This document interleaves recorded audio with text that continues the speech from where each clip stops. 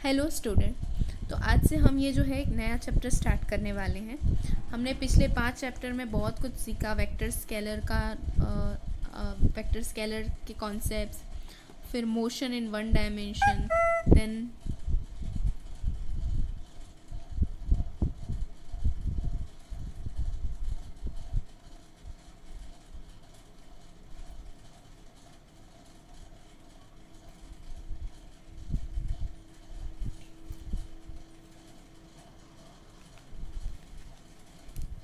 Hello student, welcome to this lecture. ये हमारा जो है यूनिट 6 का फर्स्ट लेक्चर। आज से हम जो है यूनिट 6 स्टार्ट करने वाले हैं।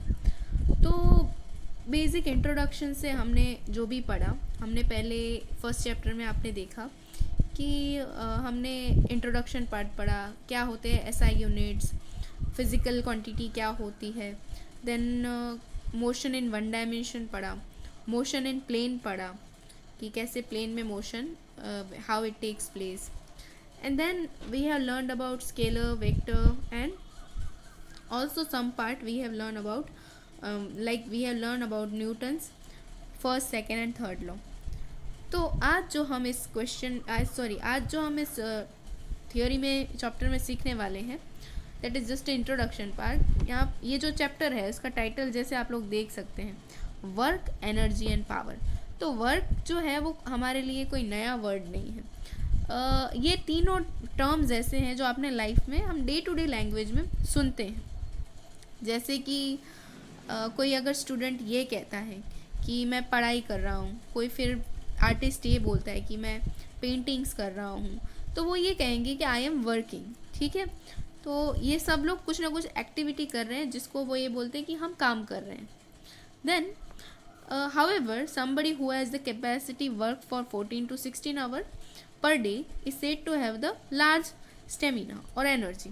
तो कोई इंसान जो बहुत ज़्यादा काम करता है, एक दिन में बहुत सारे घंटे काम करता है, तो हम बोलते हैं कि उसकी एनर्जी ज़्यादा है, उसका स्टेमिना ज़्यादा है। तो एनर्जी वर्ड भी हम डे टू डे लाइफ में सुनते हैं। पावर जो है, we also use this word in the day to day life. जैसे कि we talk about powerful punches, this are the deliver great speeds. मतलब कि कभी अगर हम किसी को पंच करते हैं तो अगर वो थोड़ा ज़ोर से हिट हो गया तो हम बोलते हैं कि XYZ पर्सन का पावर ज़्यादा है। ठीक है, कभी कभी हम ये भी सुनते हैं कि इस बैटरी का पावर कम है, या फिर पावर चला गया है। तो ये सारे जो टर्म्स हैं पावर के बारे में, वो सिर्फ इलेक्ट्रॉनिक्स रिलेटेड नहीं है, day to day life related भी हैं। तो इनके बारे में हम सुनते हैं। और इस पर्टिकुलर जो चैप्टर है हमारा, उसमें ये काफ़ी इजी चैप्टर है। जो हमने प्रीवियस चैप्टर किए उसके कंपेयर में थोड़ा इजी है। और बेसिकली हम इसमें वर्क एनर्जी थ्योरम के बारे में, वर्क क्या है वो डिटेल में सीखने वाले हैं। फोर्स, वेरिएबल फोर्स की वजह से और कांस्टेंट फोर्स की वजह से होने वाला वर्क, एनर्जी और वर्क के बीच क्या रिलेशन है। ठीक है, और इस तरह के कुछ जो है चीज़ें हम इस पर्टिकुलर चैप्टर में डिस्कस करेंगे। सो पहला ही जो इसका पॉइंट है, दैट इज स्केलर प्रोडक्ट। इसमें जो पहली चीज़ हम सीखने वाले हैं वो है स्केलर प्रोडक्ट के बारे में। अब क्या है ये स्केलर प्रोडक्ट? तो let us have a look on a scalar product. We have learn about vector and their uses in chapter 4। तो पहले चैप्टर में, इसके पहले जो फोर्थ चैप्टर हमने पढ़ा, उसमें हमने वेक्टर का पूरा कॉन्सेप्ट सीखा था, जिसमें हमने ये देखा था कि वेक्टर क्वांटिटीज़ क्या होती हैं। ठीक है, वेलोसिटी को हम वेक्टर बोलते हैं, एक्सेलरेशन और फोर्स को हम वेक्टर बोलते हैं। हमने उसमें वेक्टर्स के रिलेटेड कुछ अरिथमेटिक ऑपरेशन थे, जैसे कि वेक्टर्स का एडिंग और सब्ट्रैक्शन कैसे होता है, वेक्टर का मल्टीप्लिकेशन कैसे होता है, वो सीखा था। अभी जो वेक्टर का मल्टीप्लिकेशन है वो जो है वो दो तरह से हो सकता है। एक जो टाइप है उसको हम जानते हैं स्केलर प्रोडक्ट के नाम से। एक तरह का जो वेक्टर का मल्टीप्लिकेशन है उसको बोलते हैं स्केलर प्रोडक्ट, और दूसरा जो फॉर्म है प्रोडक्ट करने का वो है टू वेक्टर एंड देयर, उसको हम जो बोलते हैं वेक्टर प्रोडक्ट। ठीक है, तो दो वेक्टर्स जो होते हैं या तो उनका स्केलर प्रोडक्ट हो सकता है और दूसरी तरह से उनका वेक्टर प्रोडक्ट भी हो सकता है, दोनों अलग अलग चीज़ें हैं। तो वेक्टर प्रोडक्ट के बारे में हम नेक्स्ट चैप्टर में, यानी कि इसके बाद का जो रोटेशनल मोशन का चैप्टर है उसमें डीपली सीखेंगे, लेकिन यहाँ जो है हम स्केलर प्रोडक्ट के बारे में सीखेंगे। स्केलर प्रोडक्ट जो होता है, दो वेक्टर्स का जब हम स्केलर प्रोडक्ट की बात करते हैं तो उसको जो है एक और नाम यानी कि डॉट प्रोडक्ट से भी जाना जाता है। It is also known as an dot product, ठीक है। और एक चीज़ ये, आई थिंक ये कहीं ना कहीं हमने एक न्यूमेरिकल में ये चीज़ मैंने आपको इस टॉपिक के बारे में थोड़ा बताया भी था, लेकिन यहाँ पर हम इसको थोड़ा डीपली डिस्कस करेंगे। तो मान लीजिए कि आपके पास कोई दो वेक्टर हैं, a is equals to a x i cap plus a y j cap plus a z k cap, और वैसे ही दूसरा एक वेक्टर है b विच इज़ जिसके तीन कंपोनेंट है x y और z डायरेक्शन में, B x i cap B Y j cap plus B Z k cap. तो ये दोनों वेक्टर आपको दिए गए हैं। अब इनका डॉट प्रोडक्ट जो है कैसे डिफाइन होता है, ठीक है। तो ऐसे वेक्टर्स हम प्रीवियस चैप्टर में देख चुके हैं।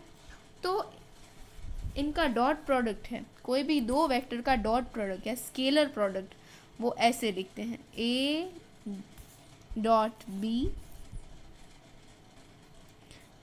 Is equals to a b cos theta.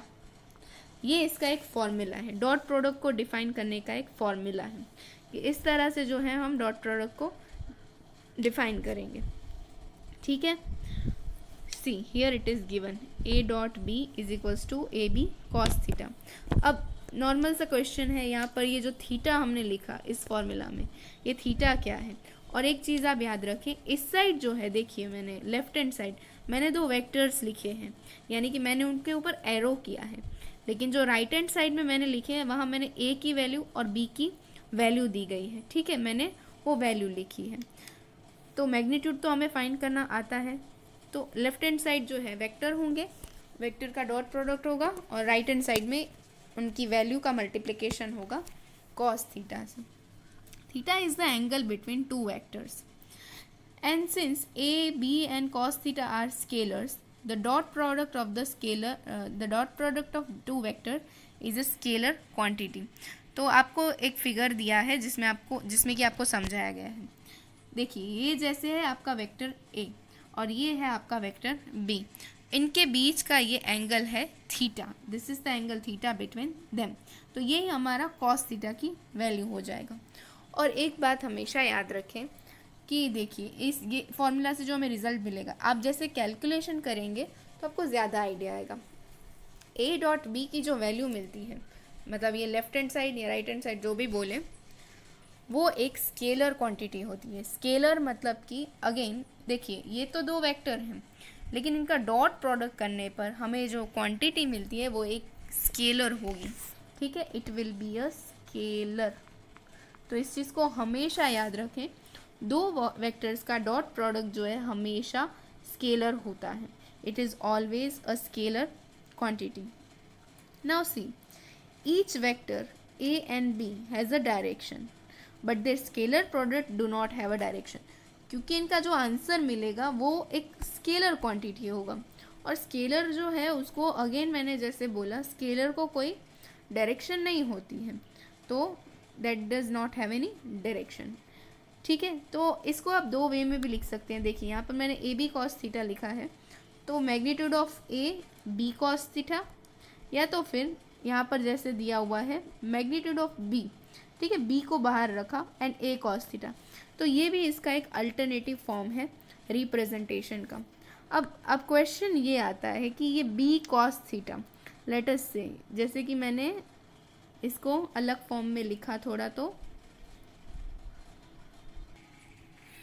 देखिए, तो इसको हम ऐसे ही लिख सकते हैं, ए को हम जैसे यहाँ पर बाहर रखेंगे और बी कॉस थीटा एक ब्रैकेट बनेगा, या फिर आप बी को बाहर रख दीजिए, ए कॉस थीटा जो है आपका एक ब्रैकेट वैल्यू बन जाएगा। तो अब क्वेश्चन ये आता है कि ये ए कॉस थीटा और ये बी कॉस थीटा क्या है। तो बुक में आपको जैसे एक्सप्लेन किया है कि b cos theta is a projection of vector b onto vector a, ठीक है। और ए कॉस थीटा जो है यहाँ पर जैसे ए कॉस थीटा, तो it is projection of vector a into onto vector b. तो ये आपको इस फिगर से ज़्यादा समझ में आएगा, या फिर एक और हम सेपरेटली डायग्राम लेकर करते हैं। देखिए ये दोनों वेक्टर के बीच का एंगल थीटा हो गया, ये हो गया वेक्टर ए और ये हो गया वेक्टर बी।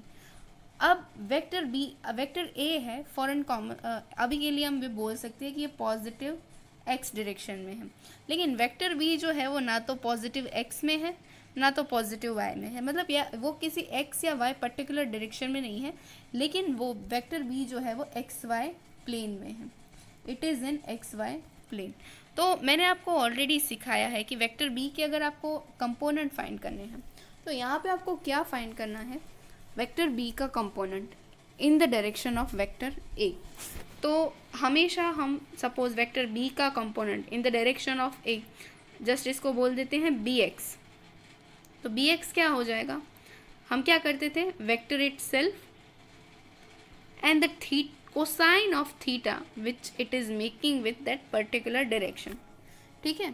तो यहाँ पर बी एक्स जो मैंने लिखा है बी कॉस थीटा, ये एक्स डायरेक्शन में इस वेक्टर का प्रोजेक्शन हो गया। प्रोजेक्शन का मतलब होता है एक तरह का लाइक जिसे बोलते हैं एक तरह की उसकी छाया हो जाती है, ठीक है, कि वेक्टर ए की डायरेक्शन में वेक्टर बी का प्रोजेक्शन। यहाँ पर भले ही मैंने आपको एक्स डायरेक्शन का एग्जाम्पल दे के दिया, लेकिन अगर एक केस नहीं भी है, अगर आपको जनरली ये कोई पूछता है कि आप वेक्टर ए का प्रोजेक्शन फाइंड करो वेक्टर बी के ऊपर, तो आप कैसे फाइंड करोगे, तो you will do it like कि आपको ए लिख देना है और यहाँ पे मैं बी लिखती हूँ क्योंकि बी की डायरेक्शन में उसका सफिक्स में मैं जस्ट आपको समझाने के लिए लिख रही हूँ, ये कोई पर्टिकुलर नोटेशंस नहीं है। तो ए का बी की डायरेक्शन में प्रोजेक्शन या फिर कंपोनेंट, तो उसको हम कैसे प्रेजेंट करते हैं, we write vector itself and then cosine of theta between two of them. तो यहाँ पर मैंने लिख दिया, तो ये ए कॉस थीटा जो है ये हो जाएगा वेक्टर बी की डायरेक्शन में वेक्टर ए का प्रोजेक्शन। और अगर मैं इसी तरह से यहाँ पर बी कॉस थीटा लिखूँ तो बी कॉस थीटा क्या कहलाता है, वेक्टर ए की डायरेक्शन में वेक्टर बी का projection. All right, is it clear to you? I hope it is clear to you. So यही जो है आपको इस डायग्राम में भी देख लीजिए समझाया गया है। B cos theta is the projection of vector b into the direction of A and A cos theta is the projection of vector A into the direction of vector B, ठीक है। तो ये जो है इसका एक्सप्लेनेशन हो जाता है। ऊपर से आपको यहाँ पे कुछ रूल्स बताए गए हैं डॉट प्रोडक्ट के, जो आप मतलब सीखते हैं। जैसे आप ये सीखते थे कि 3x5 is equals to 5x3 होता है। इस रूल को हम कम्यूटेटिव रूल से जानते थे, तो ये वेक्टर के लिए भी इम्प्लाई कर सकते हैं कि ए डॉट बी जो है वो आपका बी डॉट ए हो जाता है। प्लस ये डिस्ट्रीब्यूटिव प्रॉपर्टी को भी फॉलो करता है कि आप ए डॉट बी प्लस सी करें, यानी कि आप ए का डॉट प्रोडक्ट बी प्लस सी से कर रहे हैं, या फिर आप ए डॉट बी का एडिशन मतलब ब्रैकेट को ओपन करके ए डॉट सी, ये भी जो है उतना ही वैलिड है। ये दोनों रूल्स जो हैं वो एप्लीकेबल हैं। ये जैसे जैसे आप एग्जांपल्स या फिर न्यूमेरिकल करेंगे आपको अच्छे से समझ में आएगा। उसके अलावा जो एक रूल है, ठीक है, कि यही कि उनका किसी स्केलर नंबर से आप मल्टीप्लिकेशन करें यानी कि लैम्बडा से, तो भी वो जो है रिज़ल्ट सेम ही रहता है। और एक जो चीज़ जो मैंने आपको पहले भी इस चैप्टर में बताई हुई थी कि आई जे